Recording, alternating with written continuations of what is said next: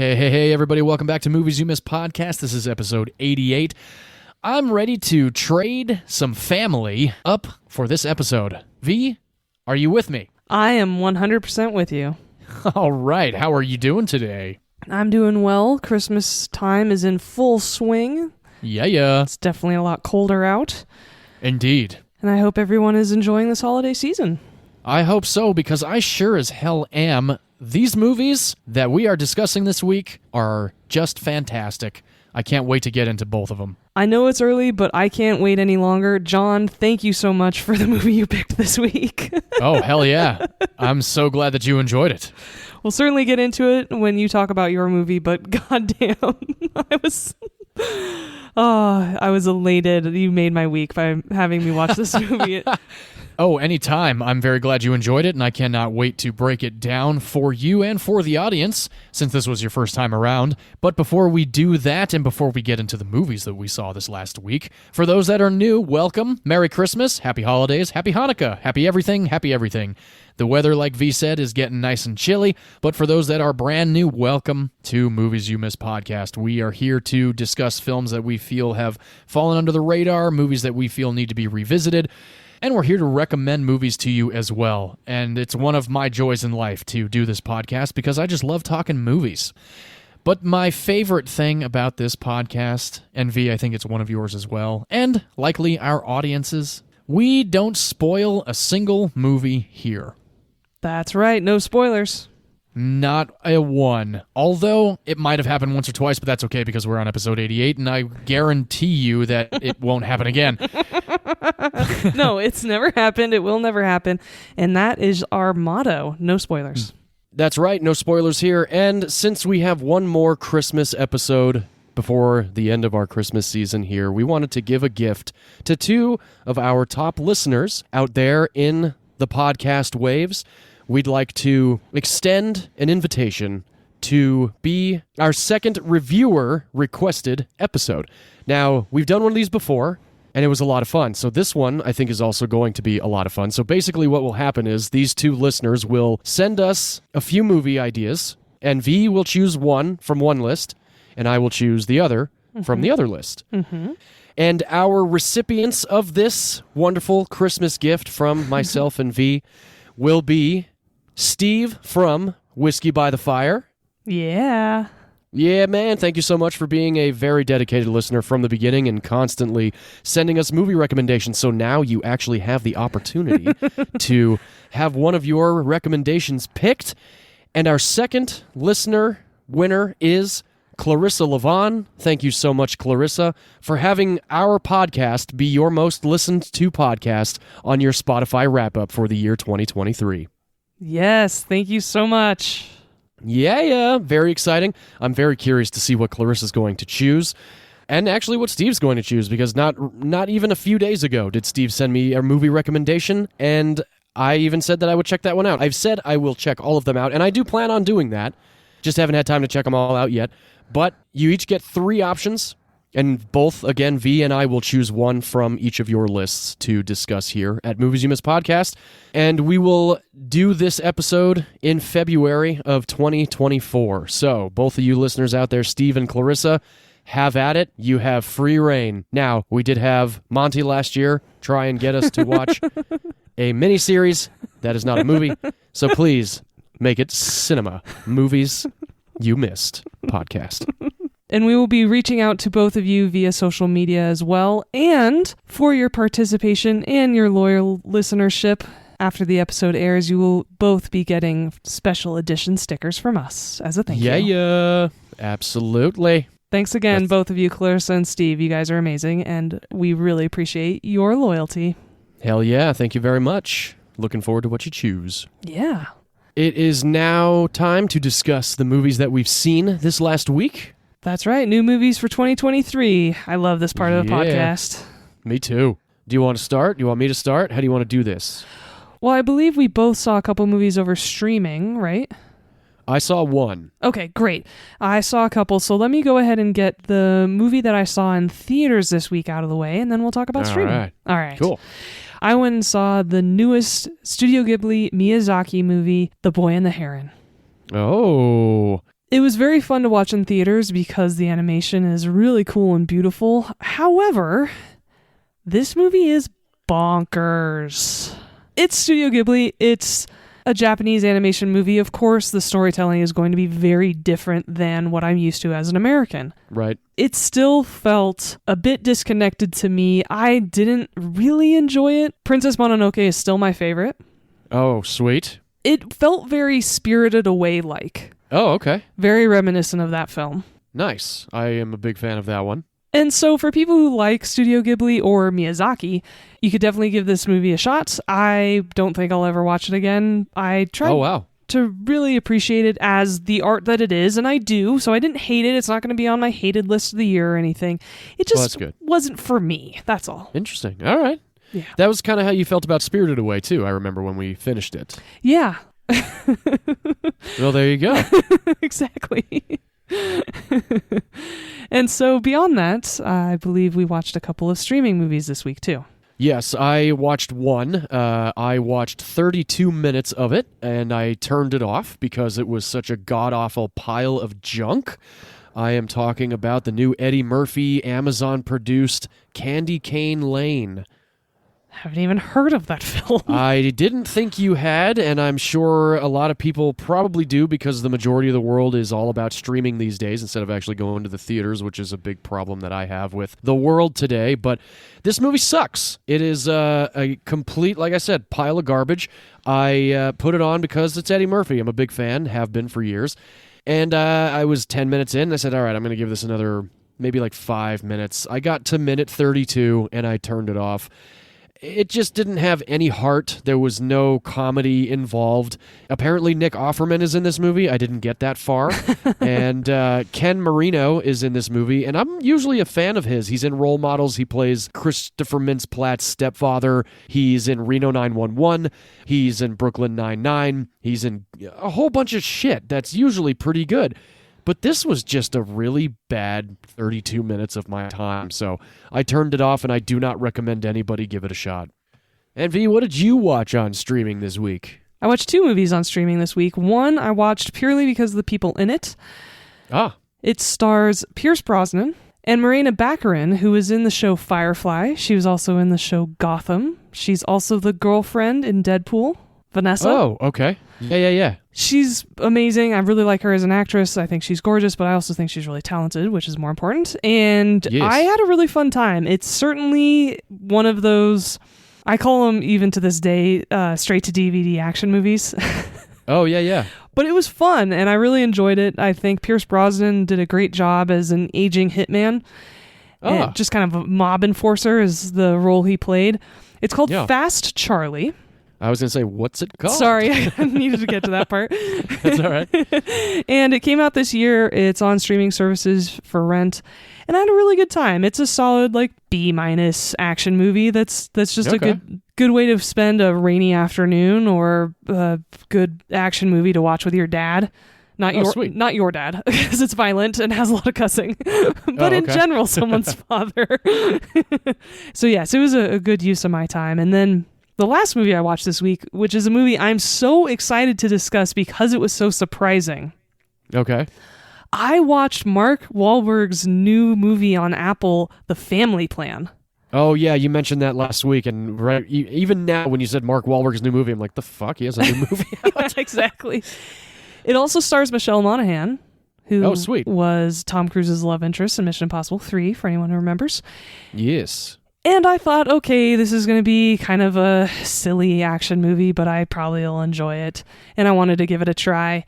From start to finish, I had an amazing time. All of the jokes were on point. It wasn't cringy. It was well written. There were great characters. Things made sense. I was incredibly impressed. Awesome. So it's better than Ghosted. Oh my God, Ghosted is still my worst movie of the year. Well, you haven't seen Asteroid City then. No, and after you watched it, I decided not to even give it a try. Good for you. And so I highly recommend it. It is a fun action movie. It's pretty lighthearted. It's probably rated PG-13. So I actually think a lot of people could give this movie a shot. Sweet. I will have to check it out. It's rentable on Apple TV. It's free on Apple TV because it's actually Apple produced, and it just premiered a couple days ago. Well, all right then. I will have to give that a shot, along with Fast Charlie. Yeah, I think you'd enjoy both of them. Well, sweet. That is what we saw. I unfortunately did not make it to the theater again for the second week in a row. I am really getting sick and tired of this cold that I have. Hopefully, I will make it to the theater this weekend to see Boy and the Heron or Poor Things, because that is also going to be released this weekend, which my wife wants to see because she's an Emma Stone fan. So hopefully, we'll get to see Poor Things as well. Nothing like going to the movies and experiencing a movie for the first time on the silver screen. That's right. Thank you for modern technology, because not only am I so grateful for movie theater memberships nowadays, where we get discounted tickets, but also reserved seating. Yeah, definitely. That's my favorite part of 21st century moviegoing. I'm with you on that. I love reserving my seat. Mm-hmm. Sweet. Well, I think it's time that we switch things up for this episode. Doesn't that mean you should go first? Oh, I guess it kind of does, but it is an even episode, so I believe you take the reins for the first movie that we will discuss today. I do, that's right. All right. V, why don't you break it down for us? Tell us what you watched, what we watched. Happy to. I love this movie. I've only seen it a couple times, and I haven't seen it in quite some time, but I did remember it being a Christmas movie. So when I was looking through my library of movies that I'm a fan of for this month, because as many of you know, I'm not a huge Christmas movie fan, it was one that popped up that I realized would be a great one to pair with your comedy this week. Because that's right, folks, we are doing Christmas comedies. Yes, some of the best comedies out there, especially towards the end of the year. Keep you in a lighthearted mindset. Yeah, I agree. That's a good point. And so for this week, for my pick, I chose the 1983 Christmas comedy classic starring Eddie Murphy, Dan Aykroyd, and our beloved friend Jamie Lee Curtis. Yes. This is Trading Places. 1983. So let's see. It's 2023. We are celebrating the 40th anniversary of this film. That is madness. My goodness gracious. Even though it was released in June. Look at that. You know, every now and then I don't mind when a Christmas movie comes out earlier in the year, because it kind of gets me ready. And that's also why I always argue that just because a movie was released in a specific month doesn't mean it's not some sort of holiday or seasonal movie. Horror movies are released throughout the year. That's incredibly correct. Yeah, so this movie was released June 8th, 1983. Neither of us were around at that time. No, we were not. And this movie opens up introducing us to one of the biggest goobers I think I've ever seen in my life. You're talking about Dan Aykroyd's character. Yes, Dan Aykroyd plays Louis Winthrop III. I have not seen this movie. I think the last time I actually watched this movie was right before Amy moved in with me. So it's been at least 9 years since I last watched this movie. Me too. And I like doing that with comedies sometimes, because then the jokes are really fresh for you. You don't remember everything that happened in the movie, and it's as funny as it was the first time you saw it. Oh, absolutely. I will wholeheartedly agree on that one. And so Louis Winthrop III is actually one of the managers of a commodities exchange brokerage firm owned by brothers Randolph and Mortimer Duke. It's called Duke and Duke. A commodities brokerage firm is a firm that buys and sells stocks that are specifically commodities. So it's on the stock exchange, but commodities are wheat, frozen orange juice, grains, gold, commodities, right? Yeah. Anytime they're in this business or talking about these jobs, I am the first to admit that I would be terrible at this. I don't really understand it. I would never be able to work in like a hedge fund or anything like that. Oh, yeah. No, I'm with you on that. That's for sure. Similar to when we talk about being a cop or being a spy, this is certainly an occupation I wouldn't be able to do. Right. Mainly because I wouldn't be interested in doing it, honestly. Yeah, that's kind of where I lie. It's like, I just don't want to have my brain crammed with all these numbers. It also seems awfully stressful. It really does. Yeah. No, thank you. No, and so all three of these men, the Duke brothers and Winthrop, are all incredibly wealthy. They have butlers, they have servants coming out of every corner of these mansions that they live in. And I actually watched this movie with my sister Suzanne this week. Oh, sweet. And she turned to me and said, I could never live this way where I'm being greeted and these people are standing over me watching me eat because they're serving me food. And Right. I totally agree with her. What an awkward, weird existence. And I said, the people who are comfortable living this way are the people who shouldn't be living this way. Oh, yeah, absolutely. Yeah, when we're with Winthrop and his girlfriend, and he's like, "Oh, we'll take our drinks in the next room." It's like, it just, I need a shower. Like, come on, man, like, knock it off. Just live your life. You don't need to be timed out for everything that you're doing. Or completely babied the whole time either, right? Exactly, yeah. Like someone wiping your ass the whole time you walk around. It just so seems true. too strange for me. Agreed. And so these guys are super duper wealthy and also really bored. And Randolph Duke is reading this scientific journal first thing in the morning while they're on their way to their firm. The cover of this Scientific American is this big cover story of nature versus nurture. And he and his brother are going back and forth about it. And they don't really like Louis Winthrop III. He's engaged to their niece. They also think he's kind of a boob. Like, they don't respect him at all. And so they keep going back and forth. And finally, Randolph and Mortimer decide to have a bet. Randolph thinks that it's nurture, and his brother, Mortimer, thinks it's nature. And Randolph argues that if they took Louis Winthrop and threw him out on the street, and he didn't have any job, any fiance, any friends, any resources, he would turn to crime. Right. And in turn, if they picked up some guy off the street and give him all the resources that Louis had, he would be able to manage their firm just as well as Louis. So awesome. And this is when we're introduced to Eddie Murphy. He is Billy Ray Valentine. He is we first see him panhandling on the street in a little cart because he is a crippled Vietnam vet. Mm-hmm. He has no legs and he's blind. And in classic Eddie Murphy fashion, in a very comedic turn, we see that, in fact, he's not a Vietnam vet and he sure as shit is not disabled. Definitely not. And the cops pick him up and he's like, it's a miracle. I can see. Oh, I love that moment. So great. So awesome. I was in Vietnam. Whoa, I can walk? It's a miracle. It's kind of like that moment in Dr. Strangelove. I can see.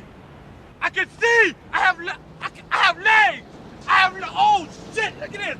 Man, I can walk. Jesus. Praise Jesus. I appreciate this. Oh, this is beautiful. I can't believe. Thank you. I don't know what to do. Glory be to God. Praise Jesus. Look at me.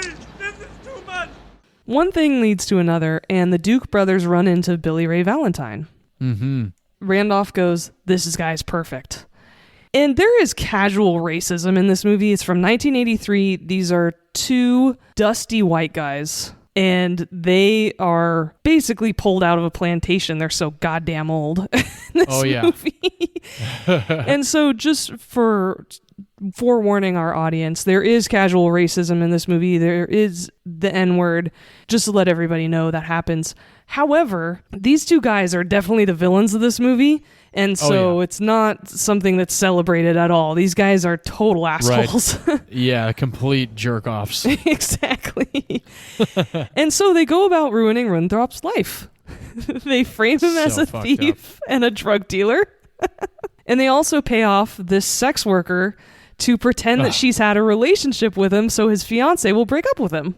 Oh, so twisted. Which is exactly what happens. And so he's thrown out on his ass. His butler pretends that he doesn't recognize him when he comes home, and he keeps him locked out of the house.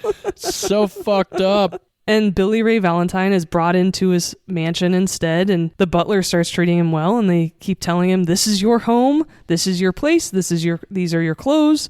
Oh, yeah. This is your job, we'll explain it to you tomorrow. And this is your butler. Completely set up. Yeah, exactly. And I love that he's actually very much on the fence about it at first, too, because he's not like, okay, great. Like, he doesn't, like, jump into it immediately. You know, he's just kind of like, wait a minute.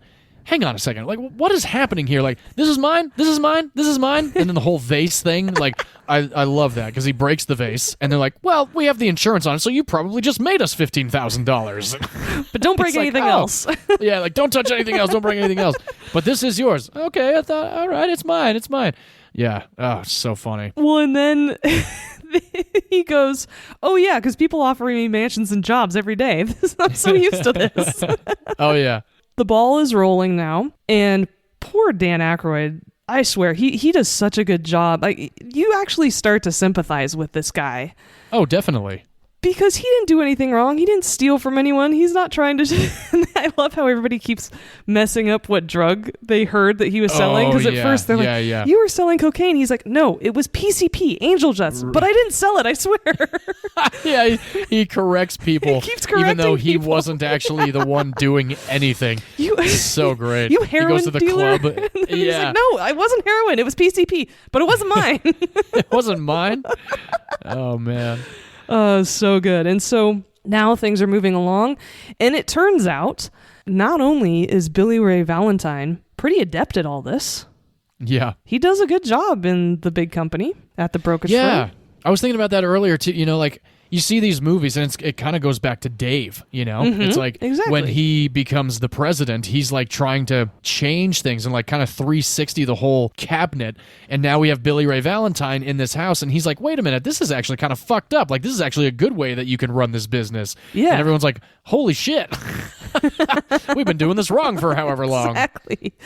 And then on the flip side, Lewis Winthrop III is completely down on his luck in every sense of the word. That sex worker, who's played by Jamie Lee Curtis, Ophelia, Oh, yes. she actually takes pity on the poor guy because he's completely useless. Right. He's had everything handed to him from the beginning of his life. She takes pity on him and brings him back into her home, and it's really this fish out of water story on both sides of the aisle, and the result of this classic debate of nature versus nurture, which I, in a lot of ways, lean towards the side of nurture. Okay. I think there are a lot of times where people aren't successful in life because they haven't had the opportunities that a lot of others have. Absolutely. Someone who has had to resort to crime, it's not necessarily in their nature. It's because of their environments. It's because of their surroundings. It's because they have no other options. Yeah. And I think this movie, despite being a hilarious comedy, it actually does highlight that rather well. Yeah, I agree completely. And so we continue following these two men along in their brand new journey. This all takes place in Philadelphia during the holidays. Christmas and New Year's are very important in this movie, which is why I consider it a Christmas movie. Yeah, definitely. And it's really about following them along. First with Winthrop trying to get his life back, and then also with Billy Ray Valentine settling into what life could be. Yeah. And it's great. I love all the supporting cast. I think John Landis, the director, did a really good job highlighting the irony of a lot of racist white rich people. Oh, definitely. The Heritage Club for Liberty and Justice for All. And then right below it says members only. Yes. That whole moment when they all, like, early on in the movie when he goes to the club and you just see this just like stick up their ass situation. They're all like have their own seats, and you know the court basically is all in front of them, and it just is like, I'm so glad that I wasn't one of these uptight fuckers. Now, of course, nothing wrong with being a millionaire. I would not turn my nose up at that opportunity. However, I just don't think that I could be that hoity-toity, and like I said, like we'll take our drinks in the next room at 7:15. It's like 6:50, and you're like, it's nauseating. Yeah, exactly. And the sheer amount of polo shirts and boat shoes in this movie. Oh God, absolutely. There's a group and the of precise guys, haircuts. Oh God, and they all look the same. And there's a group of guys who were Lewis's friends. They cut to the scene at the tennis club where they're all doing the a cappella and harmonizing and stuff. And I turned to my sister and I go, they're so boring. Oh yeah, no, exactly. And that's what's funny too, is like Winthrop has this fiance that's the niece of the Duke brothers. The other thing, is like they're about to have their drinks and then she goes, I want you. And then they have this like complete like fucking step-by-step situation of how they start to get undressed, and like they're talking, the way that she's talking to him about, like, it's just nauseating. Like, that's not how I like to jump romance. into bed. Yeah, exactly. No, there's no romance whatsoever. It's like, ravish her, like, be an animal about it. But he's like, oh, sweetheart, like one button at a time, and like loosening up the tie, and she's just like, ugh. Now, while she is an attractive woman, of course, it's just like, yeah, there's just so much boring, just bullshit. The only thing they ever do is missionary. Oh, for sure. There's no adventure in their sex life. The same amount of time every time. Oh, yeah. And if it's any longer, she's like, and of course this is not in the movie, but you can tell that if he goes any longer than 7 minutes, she's like, Winthrop, you're supposed to be finished by now. And Exactly. it's like, ugh, like just, ugh, no. Where is the adventure in this sex life? There is none, and that's what's hilarious about it. Watching it this time around after however many years, I'm like, good God, like.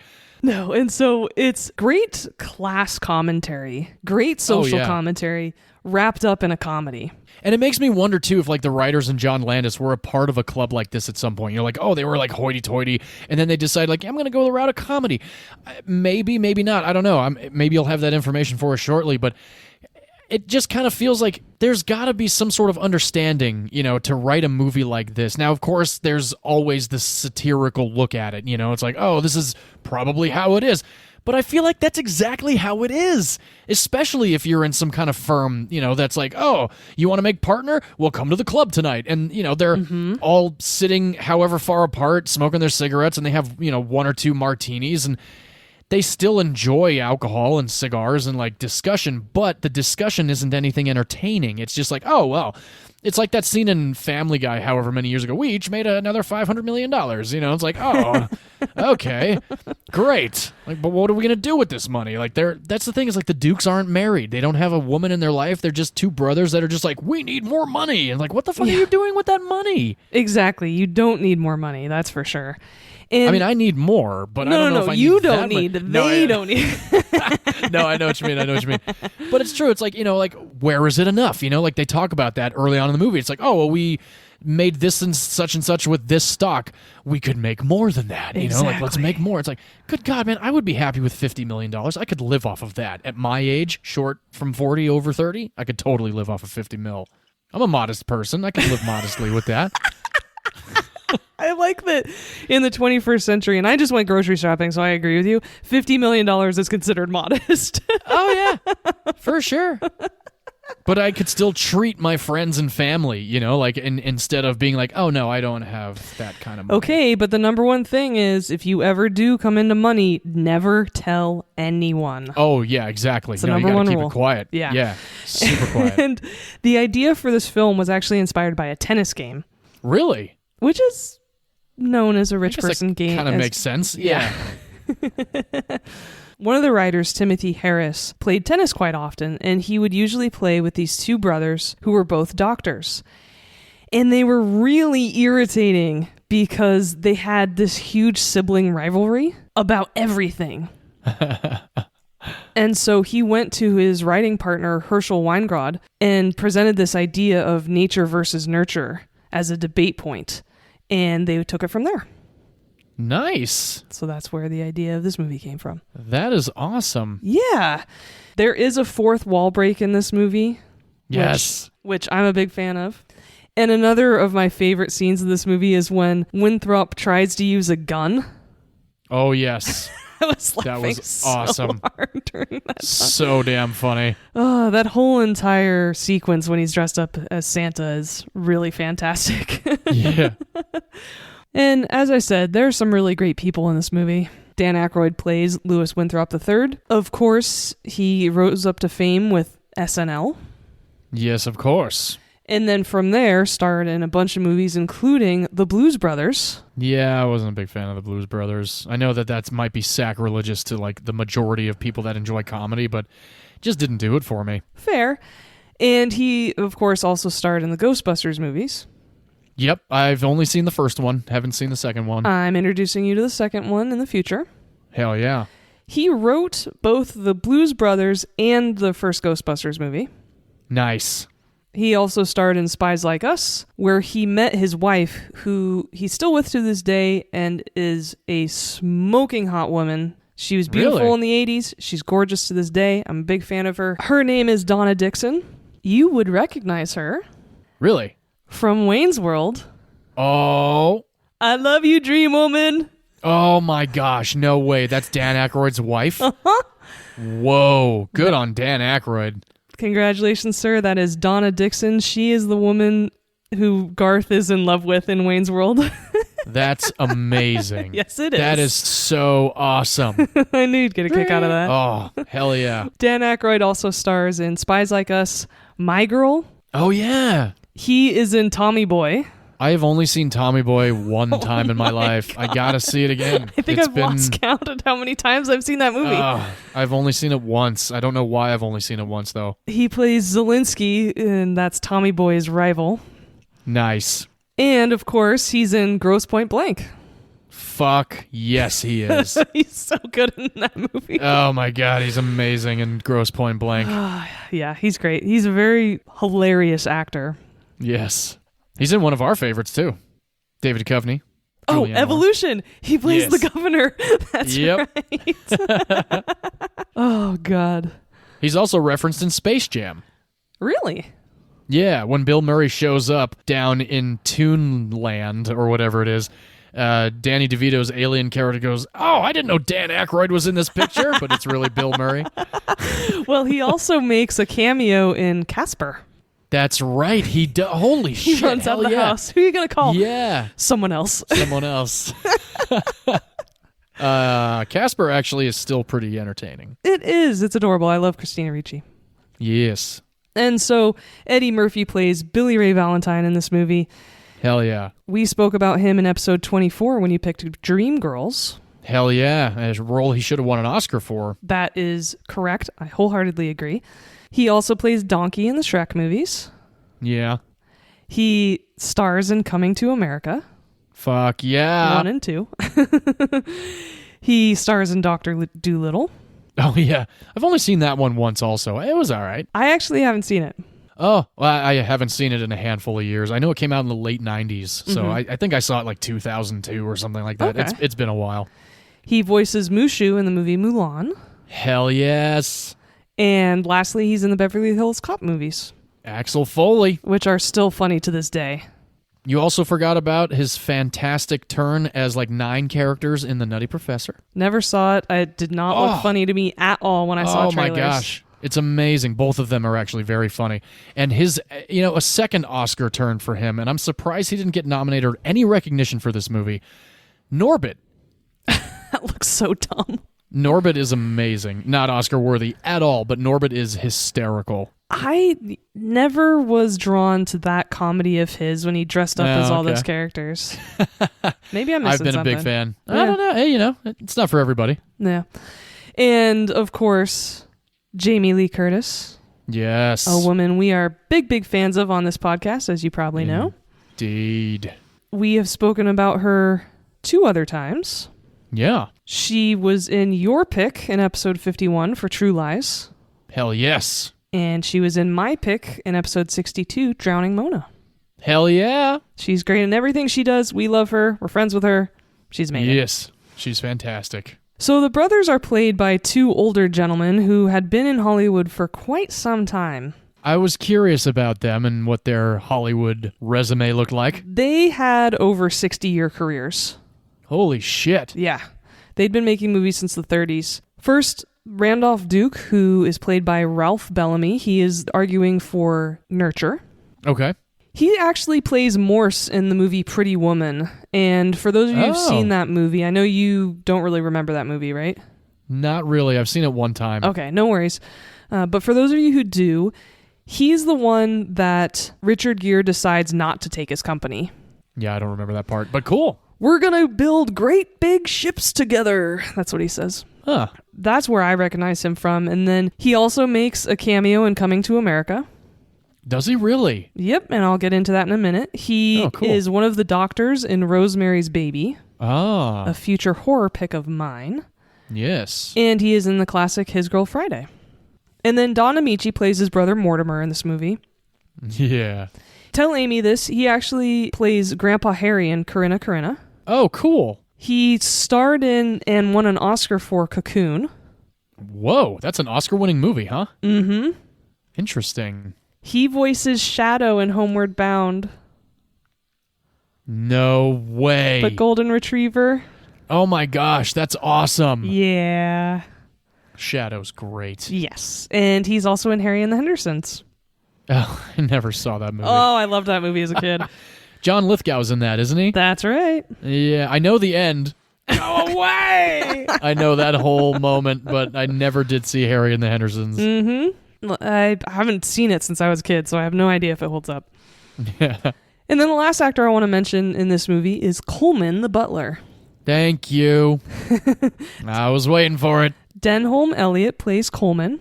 He was in Raiders of the Lost Ark and Indiana Jones and the Last Crusade.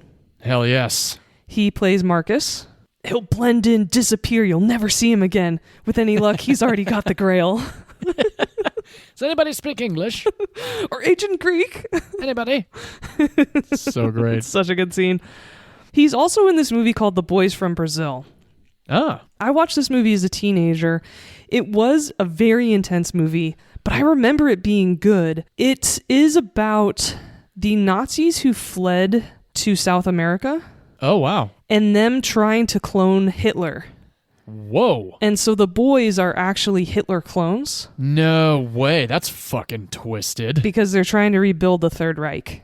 Wow. That's not at all what I thought that movie would be about. Yeah, and Laurence Olivier and Gregory Peck are in it. Oh, shit. Might have to check that one out. Yeah, I think I need to revisit it. Like I said, I saw it once when I was a teenager. I don't really remember it. It is a very intense film, but I think it's really good. Huh. Crazy. Yeah, so might need to check that out again. Yeah. So as I mentioned, Timothy Harris and Herschel Weingrod are the writing duo on this movie. Nice. Speaking of, you mentioned it a minute ago, they wrote Space Jam. Oh, wow. No way. Uh-huh. That is amazing. Yes. And they also wrote Pure Luck. That movie stars Martin Short and Danny Glover. I remember liking it when I saw it as a kid. It was really never funny. heard of it. Yeah. They also wrote Kindergarten Cop, Nice. I'm a fan of that one. Twins, Oh, my gosh. and My Stepmother is an Alien. Oh, wow. Yeah. They didn't write Junior, huh? No, they didn't write Junior. That's funny. I know. You think those would go hand in hand, right? Well, with Twins and Junior's supposed to be like an unofficial sequel to Twins Yeah, or something exactly. like that, is whatever. Yeah, Yeah, I would totally make that connection. definitely. I haven't seen either of those movies in like 25 Ever, years. Though. yeah. I have no idea if they're going to hold up at all. And so John Landis, as I mentioned, directed this oh, movie. yes. For movie fans, his name is probably recognizable. He directed Animal House, Fuck yes. Comedy gold. The Blues Brothers, Yeah. An American Werewolf in London. Oh, cool. I never actually have seen that one. Yeah, and he also directed Twilight Zone, the movie, Oh, very cool. which is infamous in Hollywood because that is the movie where those two kids and the Yeah. actor and the adult actor all died in a helicopter accident. Yeah. He was really fucked up. charged with manslaughter. No shit. Yeah, he was acquitted, but he was charged. Wow. Yeah. He also directed 2 Michael Jackson music videos. Oh, cool. He directed Black or White and Thriller. I love the Black or White video. I remember that was my song when I was growing up, especially because Macaulay Culkin's in the music Yep. video as well. Yep. I was a big fan of Home Alone. And, of course, Thriller. Yeah, you can't go wrong with that one. Yeah, that's a classic, right? He also directed Spies Like Us, The Three Amigos, Oh, yeah. Coming to America, Yes. and Beverly Hills Cop 3. Fucking A. Yeah. Quite the resume on John Landis. Yeah, and for anyone who's still on the fence with watching this movie, you will see a lot of people in the background who you totally recognize because Jim Belushi has a bit part in this movie. Oh, yeah. Al Franken has a bit part in this movie. I remember that. Yeah, I was like, is that Al Franken? Exactly. The politician? And did you recognize one of the guys in the jail scene? He's standing up, No. leaning up against the bars. That was Giancarlo Esposito. Oh, no shit. Baby Giancarlo. Wow. As a lot of you know, he is Gus Fring in Breaking Bad. I did not recognize him at all. That's awesome. Yeah, he's also the super evil guy with the black suit in the Mandalorian series. I've stopped watching The I Mandalorian after know. episode 4. Yeah. But a lot of people like it, so. Oh, yeah, they do. mention that. And so, as I mentioned, Ralph Bellamy and Don Amici had been in the industry for decades. They'd been in movies since the 30s, and so this was Ralph Bellamy's 99th film, Wow. Don Amici's 49th, Damn. and this was Eddie Murphy's second film ever. No shit. That is awesome. And so Eddie joked, between the three of us, we've made 150 movies. 'Cause, of course he'd say That's true. Yeah, of course. And Jamie Lee Curtis was actually a really hard sell. Really? John Landis had to persuade Paramount in order to hire her because she'd only done horror films in the past. She'd never done comedy. Right. And it's so funny because even I have talked about on this show how horror can be exploitive and sometimes sexist, right? As a Right. genre. Yeah, sure. Jamie Lee has said, no horror movie ever made me take my shirt off. It was true. only when I started doing mainstream films that they asked me to go topless, Interesting. which she is in this film. She is twice. Twice. I actually saw this movie before I worked with her. So when I did work with her, I'd seen everything. Well, the question I have, was she like Dina Meyer, who was like, oh, you've seen my tits then? No, she wasn't. I don't think I even brought up Trading Places. Good. I think I was more on the Halloween spectrum of Jamie Lee Curtis And True Lies. True Lies, definitely. Yeah. As we always say, as long as there's consent and the actress is okay with it, do whatever you want. We are not prudes Yeah. on this podcast, but we are against exploiting actresses. Absolutely. Another part of this movie, she's actually dressed up in lederhosen, Yeah. but she's Swedish. Oh, so good. Kind of reminded me of the scene in Wayne's World 2 with Drew Barrymore. That's exactly the scene it reminded me of, too. Sweet. Jürgen Flurgen. Yeah. But the problem is that Swedish accent came because she couldn't do an Austrian accent. Oh, really? She had to be Swedish, which just made it hilarious. Oh, yeah. It's not a great Swedish accent, just like No. Drew Barrymore's, but it's still very entertaining. Which just makes it better because then Oh, it's yeah. just a complete comedy of errors at that point. Absolutely. They actually go to the commodity exchange, which is at the World Trade Center buildings in this movie. This is Yeah, that was wild. 1983. And they were going to use real traders as extras.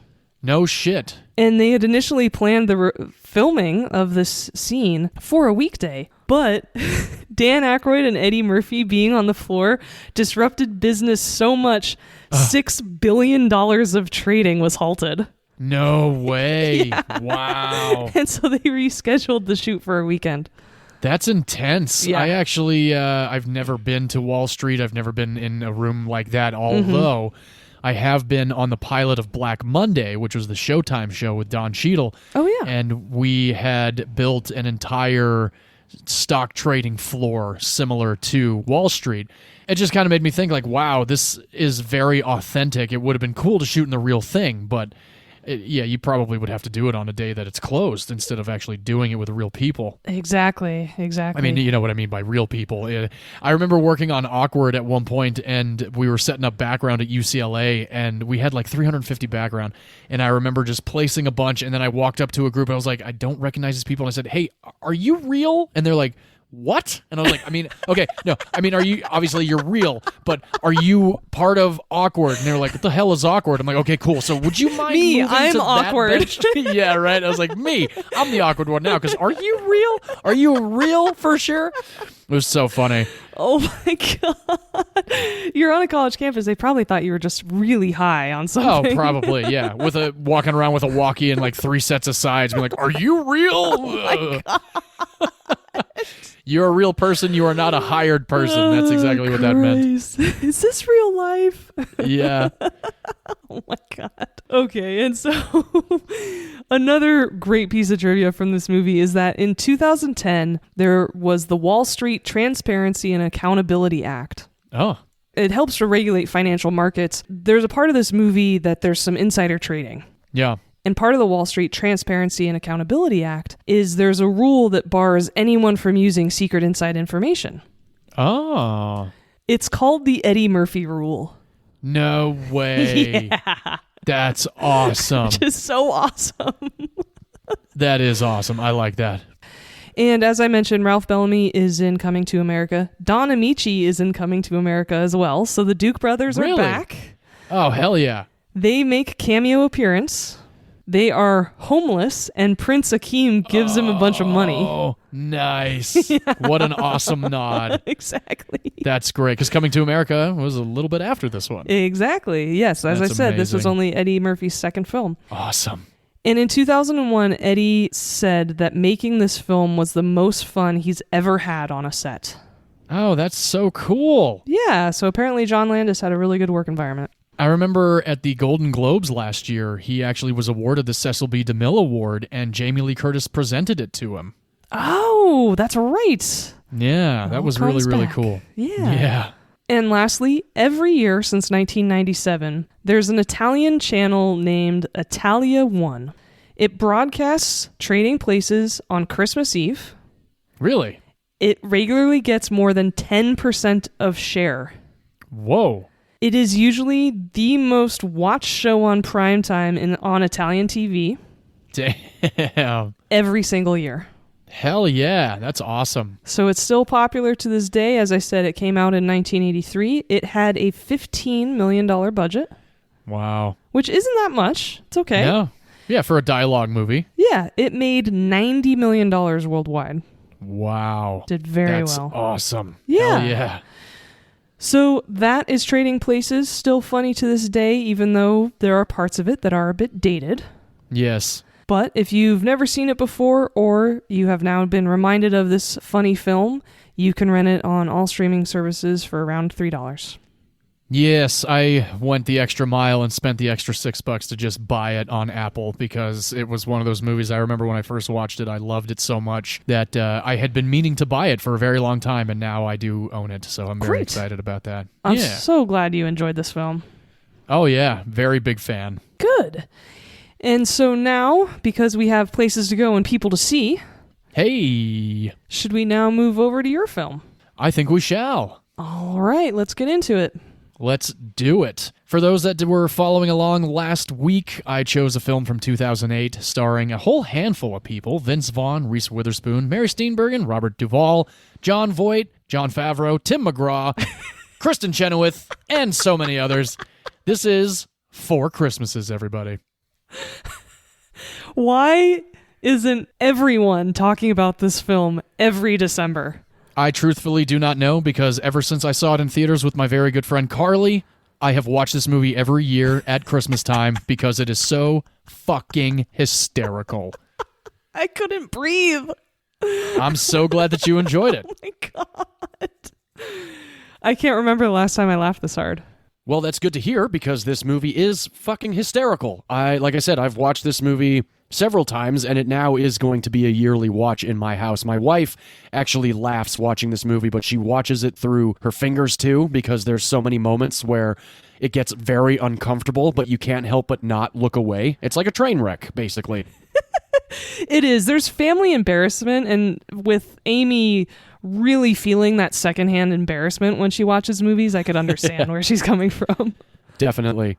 Now, for those that actually have not seen Four Christmases, this movie, like I mentioned before, came out in 2008. I saw this movie in theaters with my friend Carly, similarly to when I went and saw One in Rome with Carly. Carly and I went to the movies quite a bit back in the day. Carly is now married and has a baby, so congrats to her and her husband for their baby Xander. He's a cute little child. Aw, that's a good name. Yeah. So this movie is Brad and Kate, Vince Vaughn and Reese Witherspoon's character. They are in a relationship. They have been for years. This is one of those movies that you absolutely should see at least one time, especially if maybe you do come from a place of having to go to several Christmases on either Christmas Eve or Christmas Day. Luckily, I'm not one of those people, but I have had big Thanksgivings with family from all over the place. So Brad and Kate, they are boyfriend-girlfriend. They're not married. They are very happy with being boyfriend and girlfriend. They don't want to get married. They don't want to tarnish their relationship with the piece of paper that says that they are man and wife. They also don't like to spend Christmas with their families. They both come from broken homes, and what they'd rather do is go on trips. So this movie opens up with Brad and Kate on their way to Fiji. They have told their parents that they actually are going to be doing some humanitarian efforts and helping kids, in third world countries and stuff like that. And unfortunately, as they get to the airport, a storm rolls in and cancels not only their flight, but everybody else's flight. Unfortunately for Brad and Kate, the local news is at the airport, and they decide to run up to Kate and Brad and ask them where they were planning on going, because now that their flight is canceled, they can't go anywhere. So Brad and Kate are now on television. Their phones begin to ring. It's both of their parents, mother and father, asking them why they're at the airport and where they're going. All of a sudden now, Kate and Brad have both committed to both of their sets of parents that they will see them for Christmas Eve and Christmas Day. Again, broken home, so they're going to have to go to 4 different homes for Christmases. And for the rest of the movie, they are going from house to house with shenanigan after shenanigan, and hilarity after hilarity, violence, children, and, of course, a little bit of sorrow, and then, of course, a lot of embarrassment, because Brad and Kate now begin to learn a little bit about each other that they didn't actually know before. And I always liked, the whole learning of your spouse in a movie similar to this, in a comedic fashion. Well, and they've only been dating for 3 years, so it kind of does make sense that they don't know some ancient history about each other. But I love the setup of this movie, having the goal of, hey, we don't want to get married, having the goal of, we definitely don't want kids.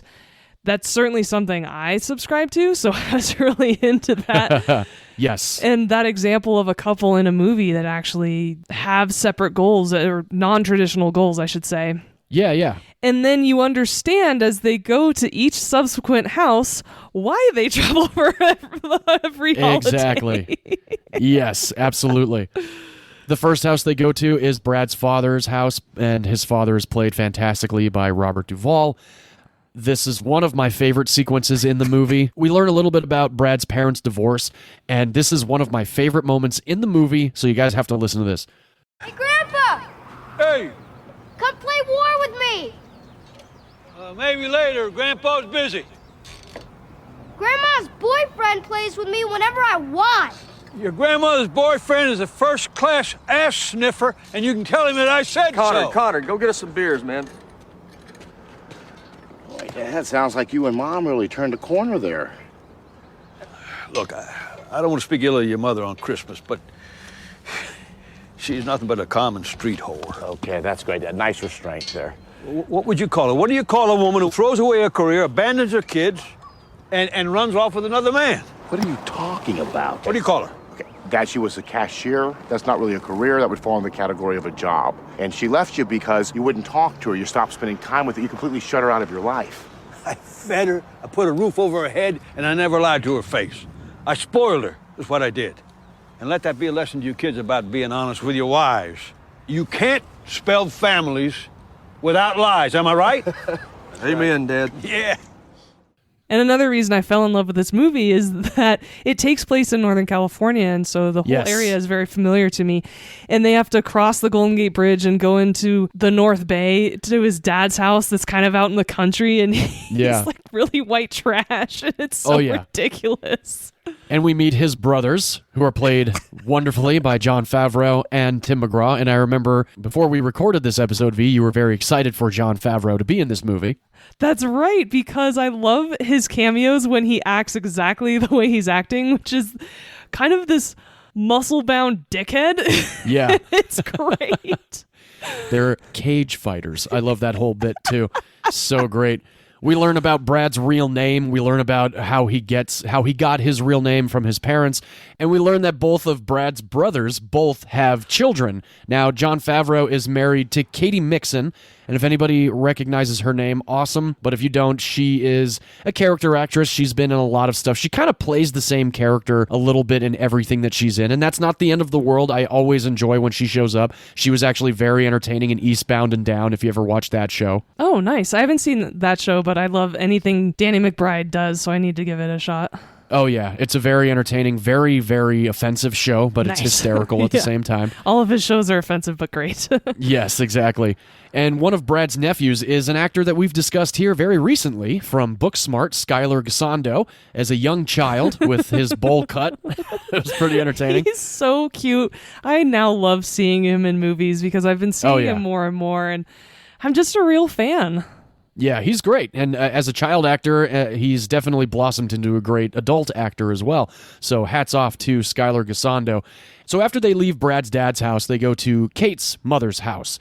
Kate's mother is played by Mary Steenburgen, and Kate warns Brad that it's a bit of a cougar den over there at Mom's house, and it most certainly is, because not only is Mary Steenburgen a bit of a cougar, and rightfully so, I mean, she is pretty damn gorgeous, let me be honest here, and I'm sure everybody would agree with me that Mary Steenburgen she's aging, as we've said many times here before, like a bottle of fine wine. Just looks fantastic every time she's in something. Yes, I agree. And Kristen Chenoweth is also there. She plays one of Reese Witherspoon's sisters.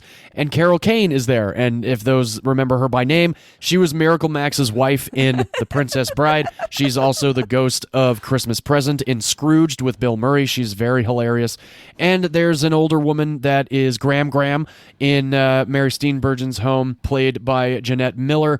And Jeanette Miller has been around, I mean, I don't know how many movies she's been in, but I recognized her actually most notably from Norbit. I know I've mentioned that movie before. She's in that movie. She plays Mrs. Coleman, and she's also in Legion with Paul Bettany, which I did not like that movie, but her sequence is awesome because she comes in to the diner in Legion, and she ends up being this really fucked up demon that says that, the baby's gonna burn. I don't know if anybody ever did see Legion, but the movie actually sucked. Unfortunately, the only good thing about that movie was the trailer. The rest of it was really terrible. But anyway, they're at Kate's house, and of course now Brad is learning a little bit more about Kate and how she grew up. And then we find out that Kate has a little bit of a phobia of bouncy houses, which is actually a bit of an entertaining moment. So again, this movie is really just like from house to house to house, shenanigan, learning things about your spouse, learning things about your spouse's family that you clearly did not know before. It just gets funnier and funnier. And the cool thing about this movie is that every parent is an Oscar winner. So we have Robert Duvall as Brad's father. We have Mary Steenburgen as Kate's mother. We have John Voight as Kate's father. And we have Sissy Spacek as Brad's mother. And when we go to Sissy Spacek's house, this is the last audio clip I'm going to use. I wasn't going to use it because I feel like this is a moment that anybody should actually see for the first time, but this is when they're playing Taboo. Just listen to this, because this is Jon Favreau's shining moment in this movie, in my opinion. On your mark, get set, go. Capital of China. Hong Kong. Yes. Thing next to your bed on the nightstand. A sock. Yes. I helped you come up with this when you were drunk and you came home from the bar last Thursday. Alibi. Yes. All right. The thing I'm not allowed to wear to Supercross. Miniskirt. Yes. Me and you dry humping on the beach. A screensaver. Yes, baby. This game is so easy. The only man that I'm allowed to cheat on you with. John Grisham. Yes. Mexican dude. Ricardo Montalban. Yes. Fine. Right here. Right here! So good. And I love that things build, so every subsequent house that they go to, you just get more and more excited of what Oh, yes. chaos is going to be presented. Perfect word for it. Perfect word for it. And of course, we find out that Brad's mom is dating Brad's ex-best friend, and this guy is like trying to be like one of those stepfather figures. And Brad's like, you know what? You were my best friend. And he goes, you're not going to get my gas money. I make more money than you. I don't need your gas money. I don't need your charity. The movie is truthfully just fucking hysterical. And again, it came out in 2008. I saw this in theaters. Every time I watch this movie, I laugh. And I don't know this movie by heart, but like you said, every time you go to a different house in the movie, you just get more excited. Now, of course, when I watch this with my wife, she groans a little bit. She's like, oh, what's going to happen next? And I, of course, I'm just ready. I get more comfortable in my seat. I'm like, here we go. What's going to happen in these next 20 minutes? This movie's an hour and 27 minutes long. It's not very long at all. And the cool thing about the movie is it's so snappy. It's so fast. It moves along beautifully. And interestingly enough, and very unfortunately enough, Vince Vaughn and Reese Witherspoon hated each other while making this movie. Bummer. And it is a bummer. It is a bummer. And I'm not going to say it's because Reese Witherspoon's a tight ass. I'm not going to say that at all, but I said it. I've never met Reese Witherspoon. I have no idea how she is, except for what I've read and what I've heard about her is she's very much of the mind of getting to set, being camera ready, and walking through the scenes and going through the dialogue and blocking the scene out before it gets shot. That's great. That's how she does her thing. Vince Vaughn is not that way. He's not been that way since Swingers. He is the type of guy that comes in and likes to ad-lib everything. Yes. So majority of this movie is actually improvised. There was a script. It was written by Scott Moore, John Lucas, Caleb Wilson, and Matt Allen, but majority of this script is actually improvised. The cool thing that Seth Gordon, the director, actually did do, though, with all of the characters, even the minimal characters that we meet at subsequent houses, is he wrote down timelines for everybody's lives. So there's a little bit of a backstory for every actor that they can build off of. And interestingly enough, Seth Gordon comes from the world of documentaries. He was the director of The King of Kong, which was the documentary about the one guy that tried to get the highest score playing Donkey Kong. I've always wanted to see that movie. Me too. I've never seen it, but we do have a cameo in this movie from the guy that documentary is based on. He plays Kristen Chenoweth's husband. He's playing Donkey Kong at Mary Steenburgen's house. When Kristen Chenoweth hands him the baby, and she's like, "Isn't he so good with kids?" And he's like, not even paying any fucking attention. He just takes the baby in his arms and continues playing his video game. And that reminds me of one of my wonderful wife's cousins, because that's kind of how I first met one of my wife's cousins, was playing a video game while he was holding his baby. So every time I see this movie and Amy's watching with me, like, oh, that reminds me of, I'm not going to say his name, but it reminds me of him. So, it's pretty cool that the movie was improvised. It's unfortunate that Vince Vaughn and Reese Witherspoon didn't get along, because I got to tell you, they seem like they fucking did. Yeah, they really played off each other. Fantastic chemistry. So they really did. Shocked to hear that they didn't like each other. Well, there was supposed to be a sex scene shot between both of them, but Reese Witherspoon refused because she just could not stand to be in the same room as Vince Vaughn. Wow. I know. And after the movie was wrapped, and while it was going through its premiere and through its press junkets, Vince Vaughn refused to go on any sort of trip because of the fact that they just did not get along. Damn, that's like Florence Pugh and Olivia Wilde vibes. Right? Now. I know. It's crazy. It sucks. But it is what it is. I can't fault either of them for feeling the way they felt. I've always liked Vince Vaughn. I truthfully am not the biggest Reese Witherspoon fan. I still don't believe she'd deserve the Oscar for Walk the Line. That's just my opinion. I've not been a big fan of hers, but I enjoy watching her, which is a weird thing to say because I won't not see a movie because she's in it, but she's not the sole reason you'd go see a movie. Right. She's not it's kind of like Awkwafina. It's like, I don't hate Awkwafina being in movies. She's not going to be the driving force for me to be like, oh, she's in that movie. Great. Yeah. Reese Witherspoon is in a couple of movies that I do very much enjoy. I love Inherent Vice. She's in that, I think, for about 5 or 6 minutes. And a couple other movies. Sweet Home Alabama has a few laughs. Her and Josh Lucas. Not a terrible movie. I'm truthfully a big fan of Legally Blonde. I saw the first one in theaters twice. I'm going to say that on record. I saw it with my buddies. We went and saw Legally Blonde on our own without our girlfriends because we didn't have any. So it was actually very entertaining to see that movie. I never saw Legally Blonde 2. No, why ruin it? It's like watching Miss Congeniality 2. It would just tarnish the original. Exactly. Now, there is a small cameo in this movie by another friend of Jon Favreau and Vince Vaughn. V, I'm sure you picked it up. I'm sure everybody else at this point likely did pick it up because he's also in Elf. And Jon Favreau's also in Elf. It would be cool if Vince Vaughn showed up in Elf too, but he did not. But Peter Billingsley, Ralphie from A Christmas Story, is the ticket agent at the airport that Vince Vaughn is like, hey, how about a sister airline? Or is there a cousin airline that maybe your airline felt up or something like that? And he's like, no, but we can get you into this hotel. We can try and get you on a flight later on. But yeah, Peter Billingsley, Jon Favreau, and Vince Vaughn all grew up together and have remained friends for all these years. And it's very cool to see them all kind of contribute to a movie together. This film actually did go into production between the 2007 and the 2008 writer's strike. Oh. So I think that might have been why majority of the script was improvised, because, of course, the script could not be touched once it was delivered after the writer's strike went on. Right, exactly. And I was a part of that writer's strike. I unfortunately lost one of my very first jobs in the entertainment industry due to that strike.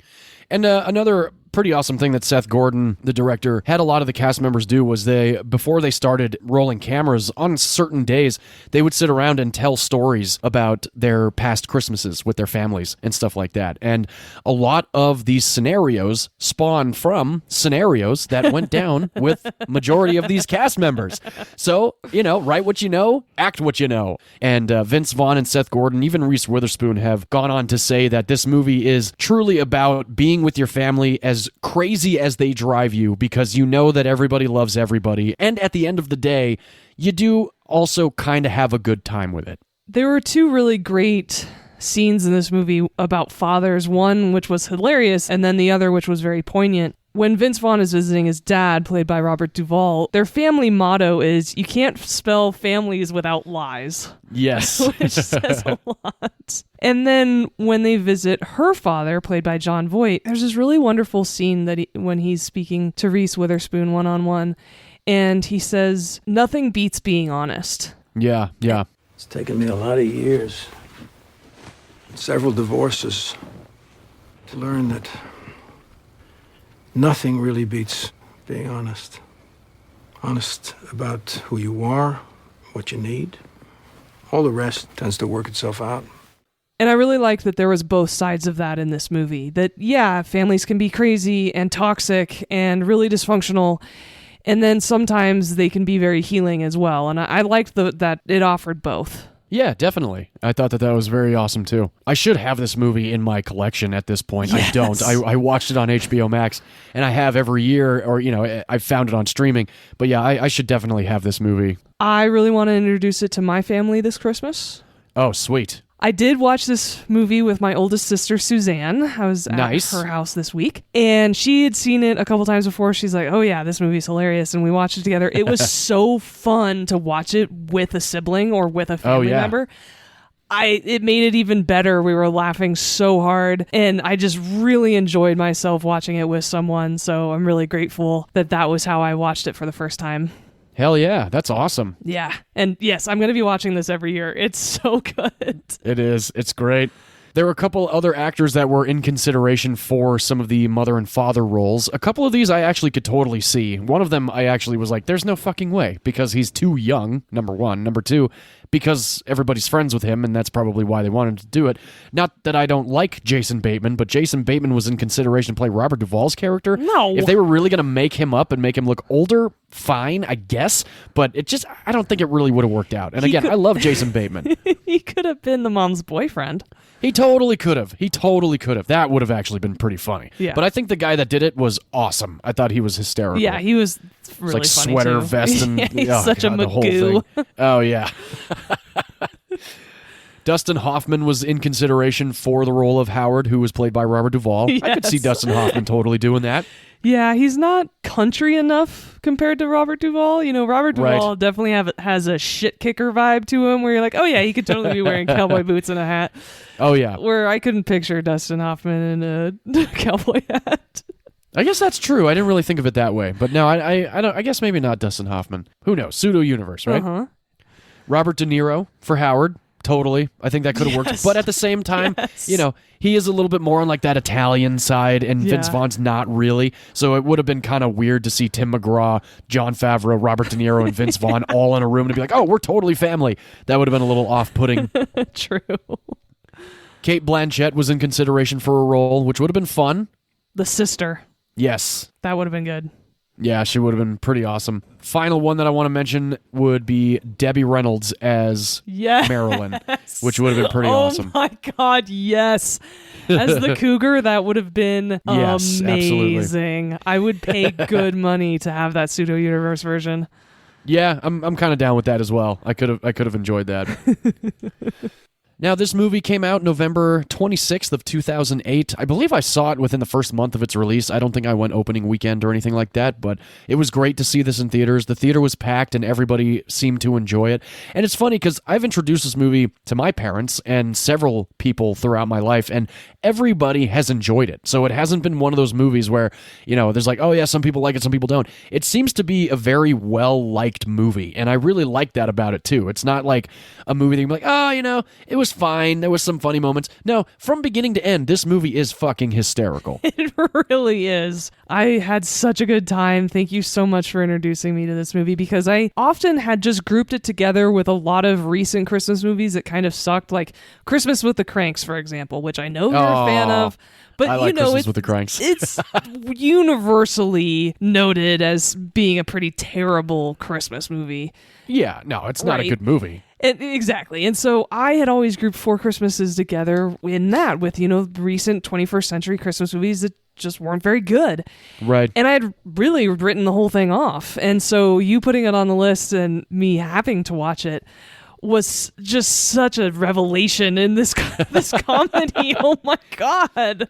Awesome. Look at that. I'm turning you into a Christmas movie fan. You are. Every year you get closer and closer, turning me into not only a Christmas movie fan, but also a horror movie fan. Yeah. You still got some work to do on the Western front in my world over here, but it's so far so good. Well, unfortunately, I don't have a month dedicated to Western movies. That's true. There's no Western month on the calendar. Nope. That's true. I just need to start putting them on the list more often. I just need to push through. Yeah, why not? This movie had an $80 million budget. Holy shit, that went to all cast. Probably all cast. Yeah, I mean, 4 Oscar winners. And Reese Witherspoon and Vince Vaughn, big names in 2008. Not that they aren't anymore, but haven't really seen Vince Vaughn in a whole lot the last, decade. Many years. Yeah, I think the last movie I can truly remember him being in was The Dilemma with Kevin James, which was okay. It wasn't great, but it was all right. Yeah, I mean, I can't even remember the last movie I saw him in other than Wedding Crashers. Oh, yeah, there you go. Yeah, Wedding Crashers, that was 2004, 2005 also. So that was some time ago. There was one other thing I actually wanted to mention before I switch into highest grossing and how this movie did financially. The house that Robert Duvall lives in was actually built from the ground up. And they ended up building that roof to actually withstand all of the weight of all those actors and the camera crew. That was actually all practical. That was not anything done on a soundstage. That was done out in Southern California, outside of Santa Clarita, where I went to high school. So a lot of this movie, while yes, set in San Francisco, was shot in Santa Clarita as well. But they did do a lot of shooting in the North Country of San Francisco and, subsequent cities. Okay, that makes sense. And I love that was practical. That was a very funny scene. And yes. I actually just thought of it when you were talking about that. I remember seeing a recent Vince Vaughn movie. He was in the movie Freaky, that horror comedy that came out in 2020. He was, yes. A friend of mine actually was the costume designer on that. My friend Whitney Adams. She was the costume designer on that. Oh, man. I loved the red jacket that the actress wore in that movie. She's a great costume designer.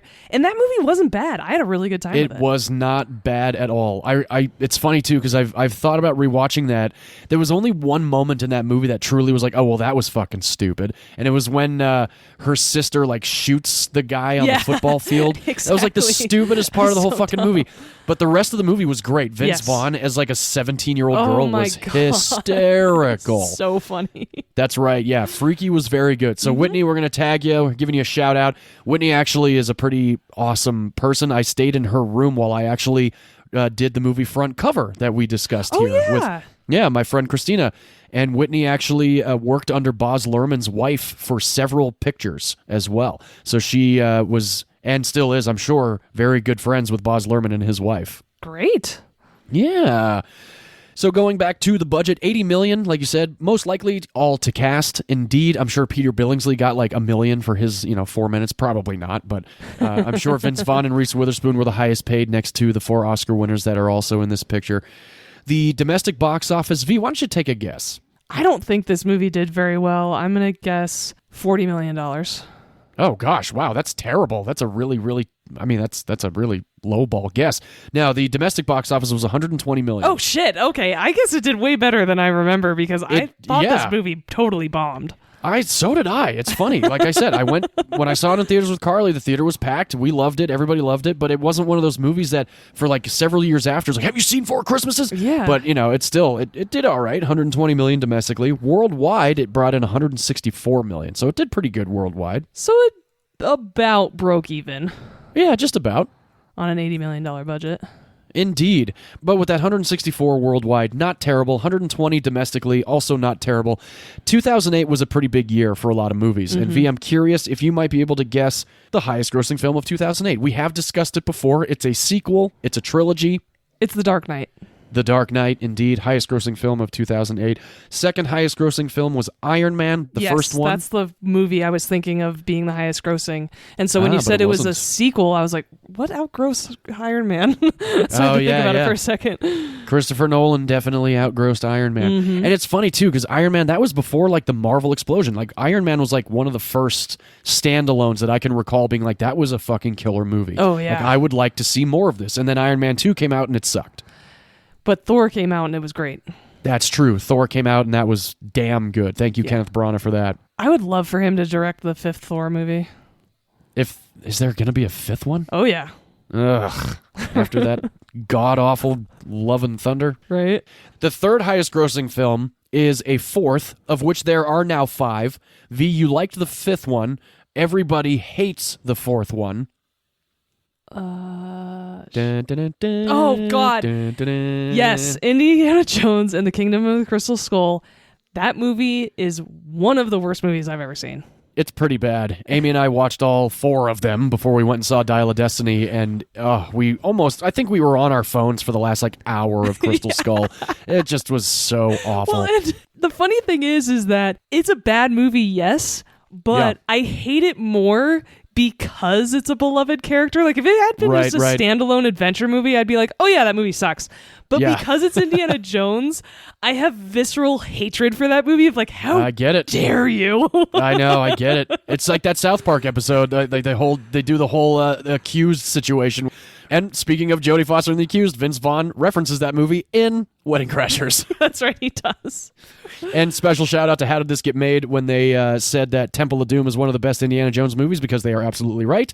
Temple of Doom fucked me up as a kid, just like apparently Manzukis and Paul Scheer, and that movie is fucking fantastic. False. Nope, not at all. The 12th highest grossing movie. V, I know you're a fan of it, but you will not subject me to it because I said that I would veto it because it contains ABBA and Pierce Brosnan singing. Mamma Mia. Yes, indeed. The 19th highest grossing film, one of my most favorites and your most favorites. We watched it while you were here last time and did nothing but laugh with tears in our eyes. Tom Cruise kills it. Tropic Thunder. Tropic fucking Thunder. 20th highest grossing film, a movie that is on the list. It will be coming up in the year 2024 as one of my underrated animated feature films, voiced by John Travolta and Miley Cyrus. Bolt. I love that movie. Can't wait to introduce UV to that one. Tropic Thunder is also on the list for 2024, so stay tuned. That's true, peeps. it is. Hell yes. The 30th highest grossing film, we discussed it, but we have not actually had it as a pick here yet. We almost did for our 420 episode, but we didn't. Seth Rogen and James Franco and Danny McBride in Pineapple Express. That movie's still hilarious. Still hysterical. 35th highest grossing film, one of my favorite found footage movies, starring T.J. Miller in his first theatrical appearance.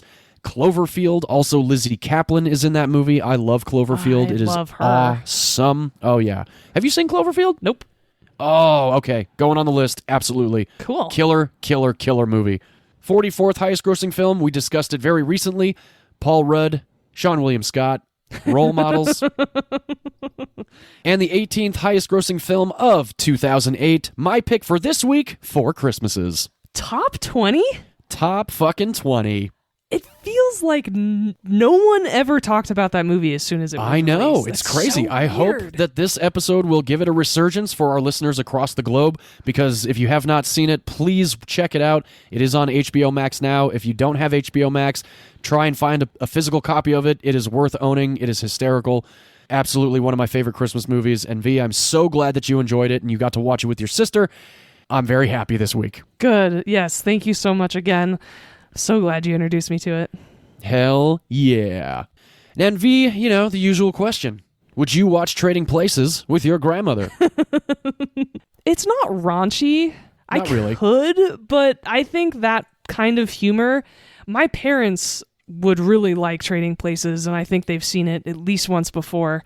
Nice. It's got that 80s humor. It is a really funny Yeah. movie, and it's got some female topless nudity, but it's not Yes. sexually explicit or raunchy in any way, and so That's true. I'd feel really comfortable watching it with my parents, but I certainly don't think anyone under the age of like 17 should watch it. Oh, really? Oh, interesting. Because of the racism. Oh, I see. All right. And John, would you watch Four Christmases with your grandma? I want to say that it's been on at least one time around Christmas time between 2008 and like the last 10 or so odd years, because I know my parents liked the movie. So I believe it's possible that my grandma did watch it with us at one point, but if not, then I absolutely would have watched it with her because I think she would have enjoyed it. Yeah, I mean, it's a very tame comedy in terms of Very. raunchiness, sexuality, even cussing. There's not too much of that either. No, not really. And it is a PG-13 rating. I think there's a couple of swear words and there is some sexual dialogue, but it's like you said, it's not anything that's really being shoved down your throat or anything like that. It's still pretty tame for Vince Vaughn, for sure. Yeah, and I think that is actually one of the very few times on this show that rating is accurate. Yeah, definitely. Because I think 13 and above would be perfect for this movie. Absolutely. Yeah. Agreed. Well, that wraps up episode 88 here at Movies You Miss Podcast with Trading Places and Four Christmases. Next week, we will continue on with our finality of the Christmas season movies. So thank you guys very much for joining us for this fantastically hilarious episode in the Christmas repertoire of December here in 2023 at Movies You Miss Podcast. Please do rate, review, subscribe, hang out with us on Instagram, Twitter, TikTok. We're on all the socials, even Facebook. We love hearing from you. We love interacting with you. And once again, thank you and congratulations to our reviewer request winners. We'll be reaching out to you. Yes. And as always, here at Movies You Miss Podcast, we like to close out with film is a form of art, and in art, all opinions are valid, except if you think. Christmas movies have to show healthy, functional families. I like it. Good. Well, thanks again for introducing me to that dysfunctional family this week. Of course. All right, well, we will see you guys next week for our final Christmas episode. Cheers, everybody. Bye-bye.